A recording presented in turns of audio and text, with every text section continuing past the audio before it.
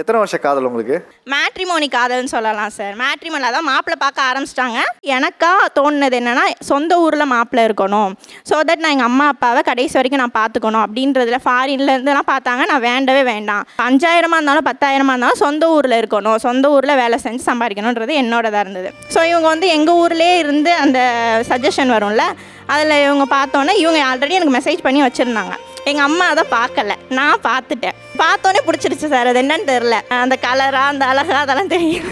எங்கள் அம்மா என்ன சொல்கிறாங்க, ஒரே வார்த்தை சார், பையன் கருப்பாக இருக்கான், வேண்டாம்.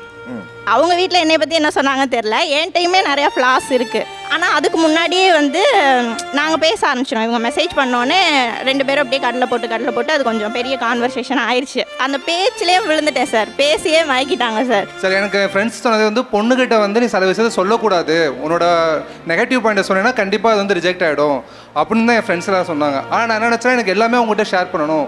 நான் ஆஃபீஸில் ஒரு சின்ன விஷயம் பண்ணால் கூட அது அவங்களுக்கு தெரியாமல் இருக்காது. ஈவன் நான் ஒரு பொண்ணுகிட்ட பேசினா கூட அதை அவங்கள்ட்ட சொல்லிவிடுவேன். ஈவன் அவங்க கோவப்படுவாங்கன்னு தெரியாதா இருந்தாலும் அவங்கள்ட்ட நான் ஷேர் பண்ணுவேன். ஒரு கட்டத்துக்கு மேலே என்ன ஆயிடுச்சுன்னா, அவங்க இன்னும் நிறைய நெகட்டிவான விஷயத்த சொல்லும் போதெல்லாம் அவங்க அதை ரிஜெக்ஷனோ இல்லை அதை பற்றி தப்பாக சொல்லாமல் அது எப்படி ப்ராக்ரெஸாக எடுத்துகிட்டு போகலாம், மேரேஜுக்கு அப்புறம் அதை நம்ம எப்படி ப்ராக்ரெஸாக கொண்டு போகலாம் அப்படின்னு என்கிட்ட பேச ஆரம்பித்தாங்க.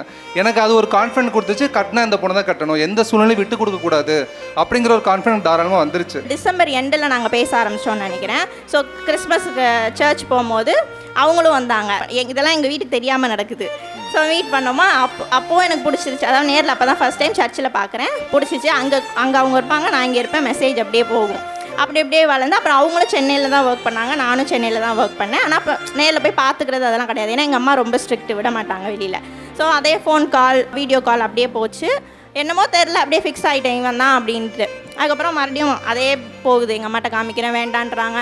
தென் கேஸ்ட்டு சார், இது எல்லாருமே ஃபேஸ் பண்ணதாக தான் இருக்கும். அவங்க வேறு கேஸ்ட்டு, நம்ம வேறு கேஸ்ட்டு, கல்யாணம் பண்ணி கொடுக்க முடியாது. இது இப்படியே போயிட்டு இருந்துச்சு. எங்கள் அம்மா வந்து மாப்பிள்ளை பார்க்கணும் அப்படின்ற ஒரு முடிவில், இப்போ இந்த பையனா நீ பேசுகிறத நிப்பாட்டலைன்னா நான் வந்து மருந்து குடிச்சிருவேன் அப்படின்னு மருந்து இருக்குது கையில். எங்கள் அம்மானா எனக்கு உயிர் சார், உண்மையாக. ஏன்னா உங்களுக்கே தெரியும், இப்போ உள்ளூரில் கல்யாணம் பண்ணணும்னு நான் நினச்சதே எங்கள் அம்மா அப்பாவை பார்த்துக்கணுன்னா. எங்கள் அம்மாவே இப்படி சொல்கிறாங்களே அப்படின்ட்டு, அப்போ சரி வேண்டாம் அந்த பையன் அப்படின்னு நான் முடிவு பண்ணிட்டு இவங்ககிட்ட போய் சொல்கிறேன். இந்த மாதிரி எங்கள் அம்மா வந்து மருந்து குடிக்கிறேன்றாங்க, எனக்கு நீங்கள் வேண்டாம்.